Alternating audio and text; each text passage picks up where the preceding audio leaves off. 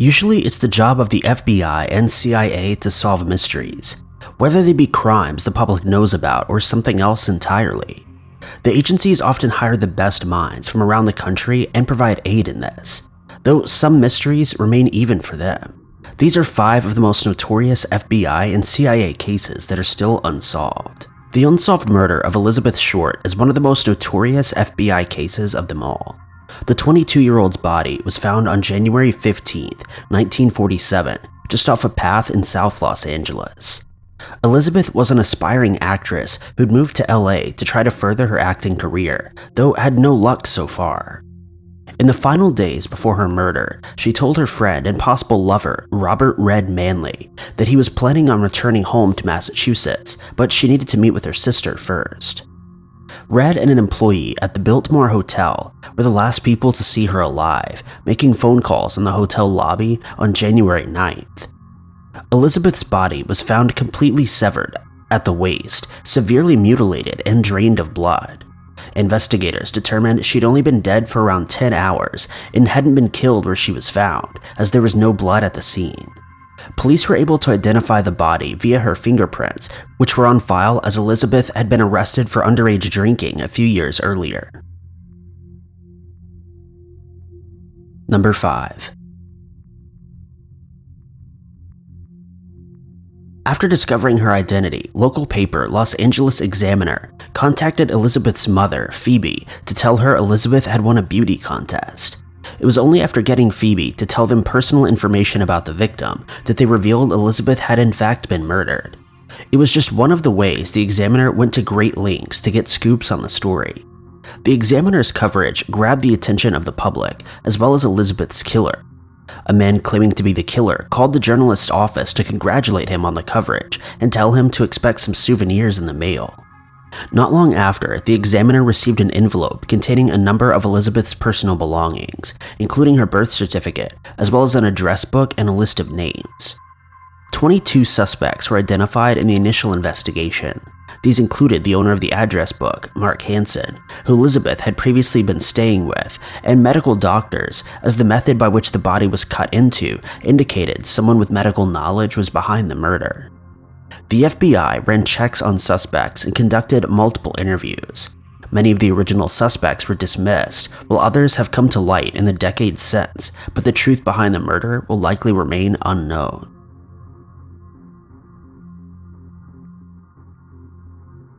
Number 4.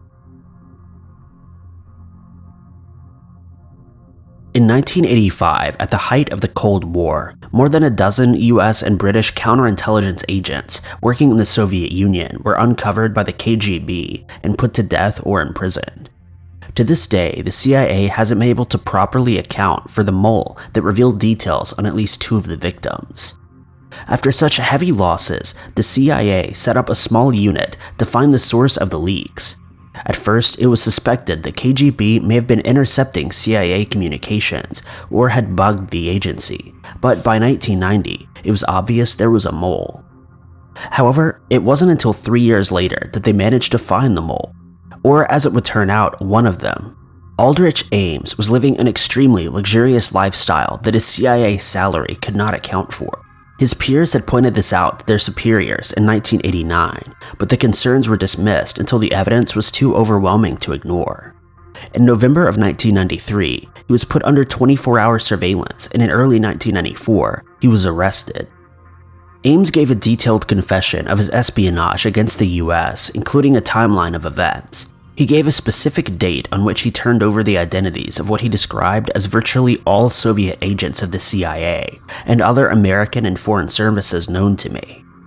There was a problem with his confession, though. 3 of the agents Ames was supposed to have turned over in June of 1985 had been under suspicion by the KGB since May. It would be easy to claim this was just Ames getting the dates mixed up, but considering the amount of detail he'd given about that day, it seems unlikely. Another mole was responsible for 3 agents being identified. Thankfully, 2 were able to make their escape, but 1 was arrested and sentenced to death. In 2001, it seemed that they had their man. Robert Hansen had been spying from Moscow for 2 decades and was responsible for revealing an eavesdropping tunnel the FBI had dug beneath the Soviet embassy in Washington. However, Hansen didn't have access to the identities of the 3 spies that had been betrayed in 1985. Neither did the only other major mole identified by the U.S. intelligence service, Edward Lee Howard, who fled to Russia in September of 1985. The identity of the 4th mole, if there indeed is one, remains unknown. Number 3.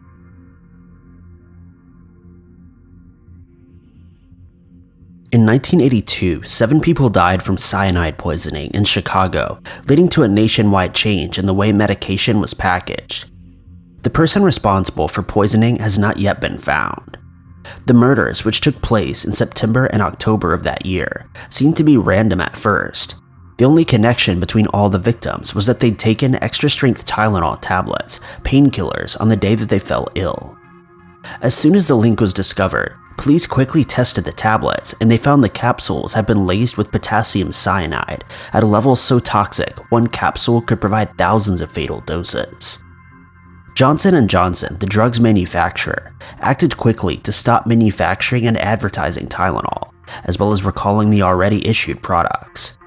Police issued warnings via the media and on the ground, walking through the streets of Chicago with loudspeakers to ensure everyone knew of the dangers Tylenol posed.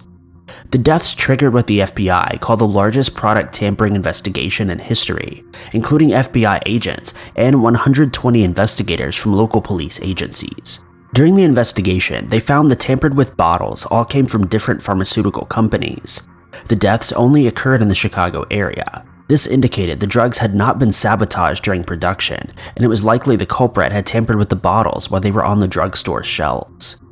Despite the large manpower put behind the investigation, only a handful of suspects were ever identified, and none could be connected to the killings. A man named James William Lewis became the prime suspect after he sent an extortion letter to Johnson & Johnson. He demanded $1 million to stop the murders, but police were swiftly able to identify him via fingerprints left on the envelope. However, Lewis and his wife had been in New York at the time of the tampering, and there was no way to link him to the actual murders. He was still sentenced to 20 years in prison for the extortion.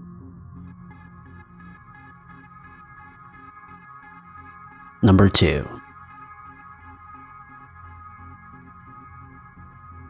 No list about unsolved CIA and FBI cases is complete without mentioning Kryptos. The sculpture, created by Jim Sanborn, is located on the grounds of the CIA in Langley, Virginia. It contains 4 encrypted messages that have fascinated cryptanalysts since it was erected in 1991. 3 of 4 messages have been uncoded. The first person to announce they'd solved these 3 parts was a California computer scientist named Jim Gilligley in 1999. Though he'd been beaten by CIA analyst David Stein and a group of NSA codebreakers. However, the final of the 4 codes remains unsolved. The final puzzle is a string of 97 characters and is believed to use a layered cipher to hide its true message. In 2010, Sanborn had revealed 3 clues to give codebreakers a start, with the most recent one coming in January of 2020. 20 years after the sculpture was first unveiled, he revealed that letters 64 through 69 read Berlin after being decrypted.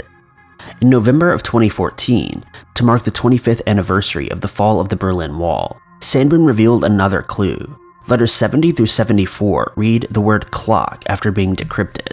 With this came a number of other clues. Firstly, codebreakers were told to delve into that particular clock, though which clock in Berlin Sanborn was talking about remains up for debate. It also revealed that it's possible for a character to encrypt itself, as the letter K remains the same both in the ciphered and deciphered text. Sanborn also mentioned that the fall of the Berlin Wall influenced the encryption's development. Finally, in January, Sanborn told the New York Times letters 26 through 34 read northeast. Now 74 years old, Sanborn has said this is the latest clue he's willing to reveal, though he's considered having the solution put up for auction if he passes away before it's solved.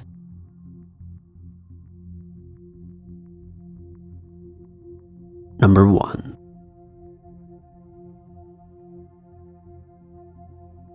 For a long time, the mystery surrounding the death of 41-year-old Ricky McCormick didn't gather much attention from the outside world.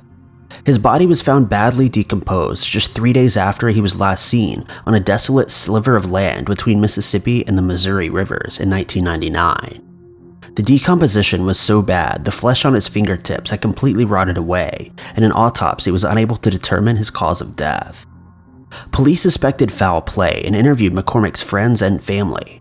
McCormick had been unusual and appeared to have suffered from a kind of mental illness, possibly schizophrenia or bipolar disorder. He was also illiterate and apparently had a low IQ, which led him to drop out of school before graduating. He took on odd jobs, working the graveyard shift wherever he could. He also accepted offers to pick up and deliver packages for money. Some suspect one of these jobs could be behind his death. A number of suspects have been identified, but there was never enough evidence to connect them to McCormick's murder. The case quickly went cold and was forgotten by most, but a piece of evidence disclosed by the FBI in 2011 put the case back in the spotlight, and now virtually every codebreaker has heard about it, though not everyone knows much about McCormick himself. Police suspected foul play and interviewed McCormick's friends and family, but the leads quickly dried up and the case went cold. The piece of evidence was a 2-page note found stuffed into the pocket of his jeans. Despite McCormick's family telling investigators he was illiterate and generally had a low IQ, it appeared to have been written by McCormick himself and was obviously a kind of code. FBI codebreakers spent over a decade trying to crack the code, but were unable to figure out what kind of system McCormick had been using. In 2011, they released a note to the public in hopes someone might spot something they hadn't. The note appears to be a memo to himself rather than any kind of message to another person. The way certain aspects have been circled suggests it could be some sort of to-do list, with those items having been completed. Since the note was released, thousands of people have shared their thoughts to try to find an answer, but so far, what it says and what truly happened to McCormick remains a mystery. Thank you guys so much for watching. If you liked this video, be sure to click that like button. Also, don't forget to subscribe and click that notification bell to keep up to date with all of our future uploads. But I've been Ty Knotts, and I'll catch you guys in the next video.